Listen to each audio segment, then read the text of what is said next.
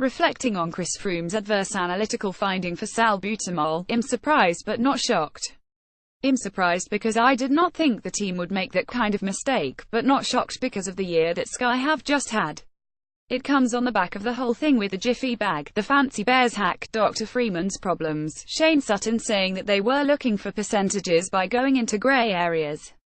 There have been so many issues. It all just adds to the misery that Froome's squad have been going through. 8 years ago when the team was being formed, I would have expected the story to end up here.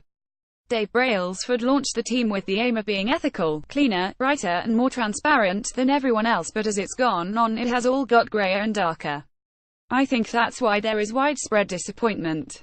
Coming from the context of the way cycling damaged itself with the Festina affair and then Lance Armstrong, everyone was looking for something different, but Brailsford's notion that Sky would be cleaner and openly transparent hasn't really happened in the way we all hoped it would. The zero-tolerance policy of not employing anyone tainted by the past was one of their core statements, and yet here we are questioning their practices. Again. Back in 2014 when the Cycling Independent Reform Commission inquiry was happening, it was the body the UCI set up to act as a kind of truth and reconciliation forum that would hopefully help to resolve the doping problem. I sent in my statement and would have made myself available to give further evidence if required, although in the end they didn't ask me, which is fair enough.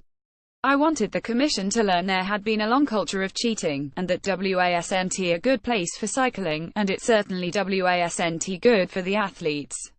I gave my statement not because I'm an evangelist but rather so that there would be an understanding of the morals and ethics of those influencing how riders were expected to be competitive, of how certain practices weren't seen as abnormal. Nowadays expectations are higher. If this was a Russian team that had been through all this, people would say, well, they just do anything to achieve success, it makes sense. But this is a British sporting story and people don't expect this. The British like to think of themselves as being cleaner and more idealistic, but the most successful British rider and team may have messed up and it's very hard for everyone to take. The most disappointing thing about this affair is that the decision made for Froome to take more of this medication wouldn't have been his alone. It wouldn't be just the rider making the call on something so important. If he had complained of being in difficulty with his breathing, the doctor would have been consulted and a conclusion would have been reached.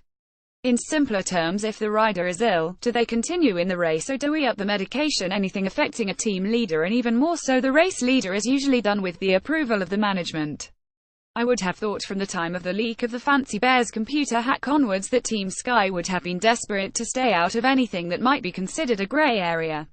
When I was racing, I don't think salbutamol was something that was widely used. You never saw guys puffing on inhalers in the peloton. It wasn't like now when you read that high percentages of elite cyclists have exercise-induced asthma. Although I'm not medically trained, it suggests there might be an explication for this. When you make a massive effort, your lungs often tighten up, so you would often be coughing at the back end of a race. I thought it was a normal reaction of the body to limit the damage being done, maybe even a weakness which emerged after time. Apparently it's neither nowadays, so exercise-induced asthma was probably widespread, but once the medical staff realized that riders could be treated for it, now they will tell a rider who suffers that you can manage those symptoms and there isn't the decrease in performance there would be before. It's maybe not quite performance enhancement, but it certainly removes a restriction, a decrease that otherwise may have occurred. A grey area indeed. Where does it go from here? The logical consequence is that Sky and Froome will have to prove that there is a good reason for his salbutamol level being so high, and given that Diego Ulissi and Alessandro Petacci were in a similar situation, that may be difficult. Froome might be looking at a 9-month ban at best, but the longer it takes for them to get to a decision, the worse it could be. A 9-month ban starting in January 2018 would take him past the whole season of Grand Tours. Cycling needs a quick decision, but that's unlikely given that there are lawyers involved and tests still to be analysed. It will need to be resolved by the time the Giro d'Italia starts, because the last thing anyone will want is for the same situation that we saw with Alberto Contador in 2011, when the process took forever and he kept racing with it hanging over him.